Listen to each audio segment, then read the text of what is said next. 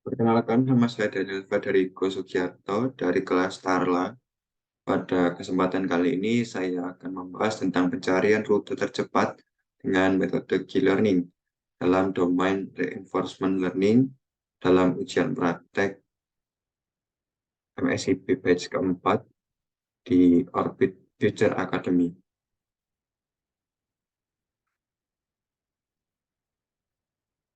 Latar belakang, Reinforcement Learning merupakan metode machine learning berbasis umpan balik di mana agent belajar berperilaku di lingkungan dengan melakukan tindakan dan melihat hasil tindakan.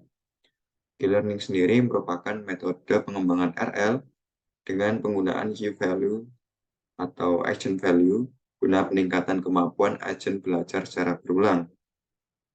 Studi kasus yang diambil merupakan pencarian rute paling cepat dalam penerapan RL.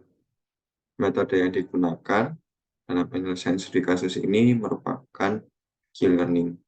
Adapun rumusan masalah yang pertama, bagaimana tahapan proses pencarian rute tercepat.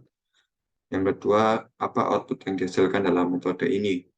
Sehingga tujuan yang pertama yaitu mengetahui tahapan proses pencarian rute tercepat dengan metode Q-learning. Kemudian yang kedua, mengetahui output yang dihasilkan dalam metode ini. Teori algoritma Q-learning yakni merupakan bagian model free algoritma RL di mana menggunakan Bellman equation guna perhitungan dan memiliki sifat online action value function learning dengan exploration policy. Yang kedua, alur kerja Q-learning sendiri, yakni yang pertama, initial reward dan Q-table, kemudian yang kedua, pemilihan action, yang ketiga, performa action dan pendapat report, kemudian yang terakhir, update Q-table. Pemodelan RL pada report. Yang pertama, agent dan obstacle. Agent sendiri, di sini saya menggunakan robot. Ya, ini gambar ini. Kemudian obstacle, bisa pohon, penutupan jalan, bangunan, lampu lalu lintas, hingga pertokoan. Kemudian goal dan environment-nya, yakni goal-nya mencapai bendera. Kemudian petanya yaitu ini, seluruh bagian dari robot dan obstacle-nya. Kemudian yang ketiga, action dan state, di mana penentuan state berdasarkan action dan pemilihan rute sebagai state. Yang keempat, reward didapat setelah perkiraan step action yang dilakukan, dan termination, yakni ketika bertemu obstacle. Kita lanjut ke model programnya. Di sini saya menggunakan Anaconda Navigator dengan software Jupyter Notebook dengan environment yang telah saya install sendiri, library-nya. Nah, yang pertama, kita membuat environment-nya terlebih dahulu, di mana kita membutuhkan library, NumPy, Tinker, kemudian time, dan image TK. Di mana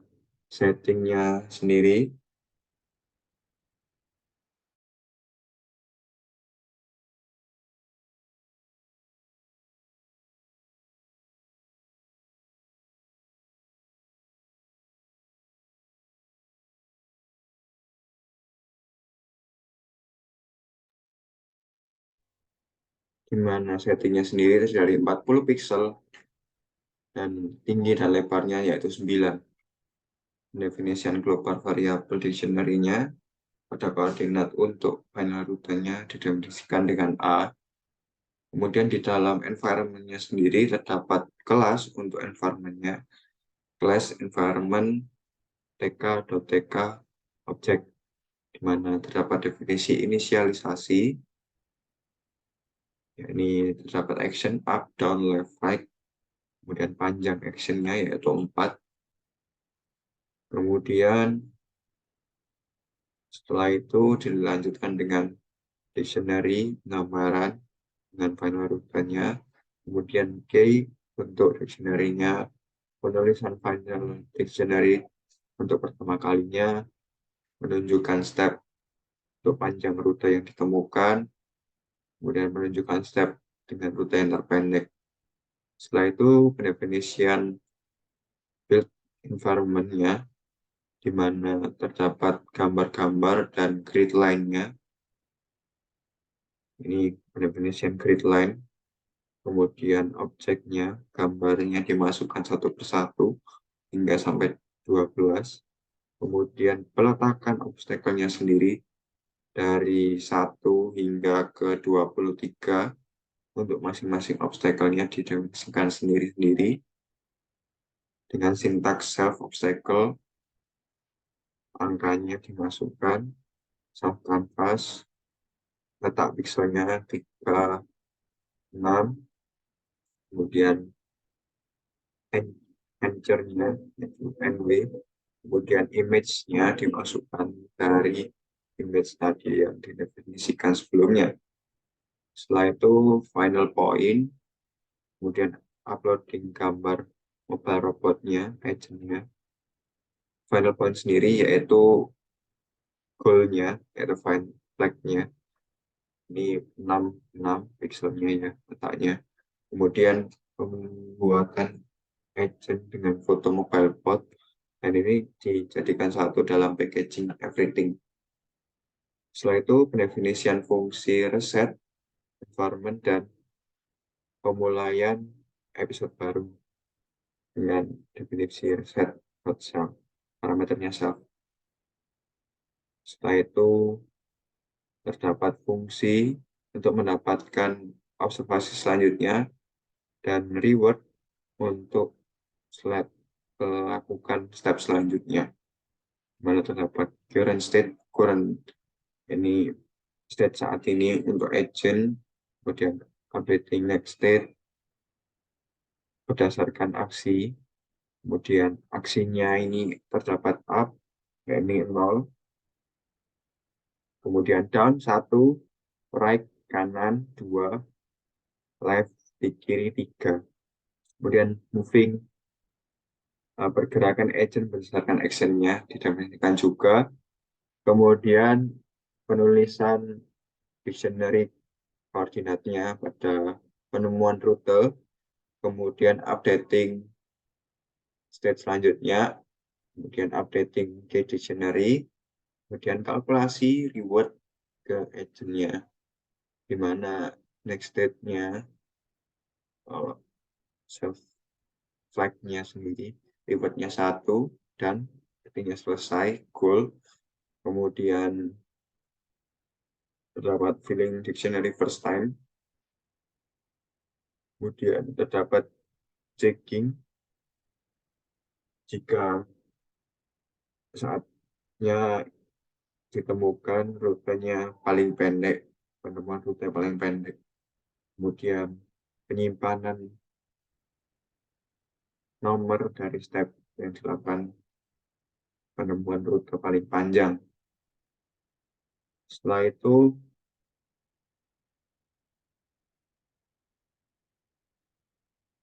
pembersihan dictionary dan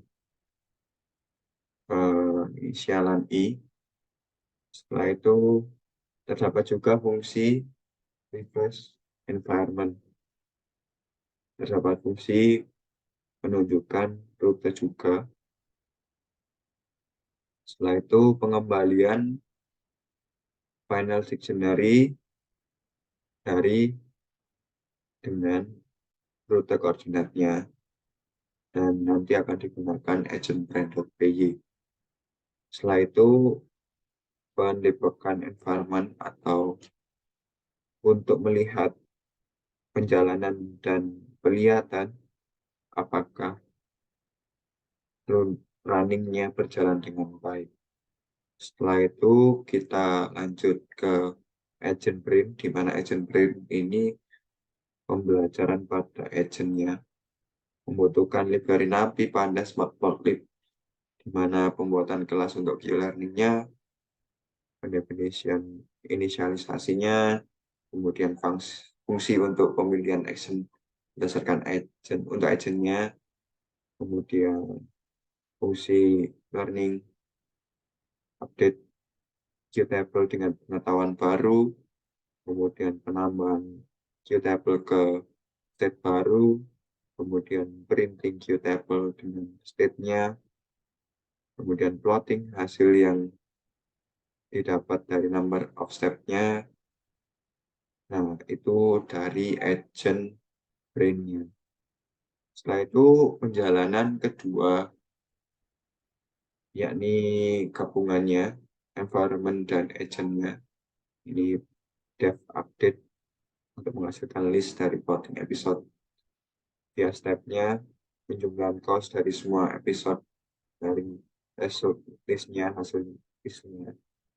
Kemudian range-nya 700, di mana updating number of step-nya for each i sampai dengan 0, definisinya pertama-tama updating cost per episode-nya juga 0. Setelah itu menunjukkan hasil state-nya, final rutenya, kemudian showing penunjukan ke table dengan value masing action-nya, kemudian plotting hasilnya. Setelah itu command to perintah untuk implementasi setelah penjalan fungsi. Nah, hasil yang didapat yaitu sebagai berikut, yang warna biru ini. Nah, kembali lagi ke PPT. Hasil yang didapat juga sama kalau dilihat dari programnya. Penghasilan rute terpendek 16, penghasilan rute terpanjang yaitu 117. Kemudian length final tabnya ini 15 dengan masing-masing hasilnya sebagai berikut. Kemudian panjang untuk full Qtable-nya ini 60. Dan grafiknya sebagai berikut, sama. Jadi hasilnya ini menunjukkan performa yang baik. Ini grafik untuk episode via step per stepnya, episode per postnya. Semakin naik dan ini semakin belajar dengan baik.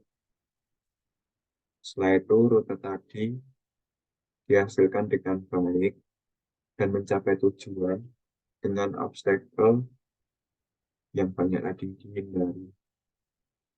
Kemudian kesimpulannya, key learning merupakan metode pengembangan RL dengan penggunaan key values action guna peningkatan kemampuan agent belajar secara berulang. Kemudian alur kerjanya, yakni pertama inisialisasi reward dan Qtable, kemudian pemilihan action, kemudian yang ketiga performa action dan pendapatan reward, dan yang terakhir adalah updating Qtable. Dan yang terakhir, key learning sendiri terbukti dapat mencari rute tercepat dengan performa yang baik. Sekian dari presentasi saya, mohon maaf apabila salah kata. Terima kasih.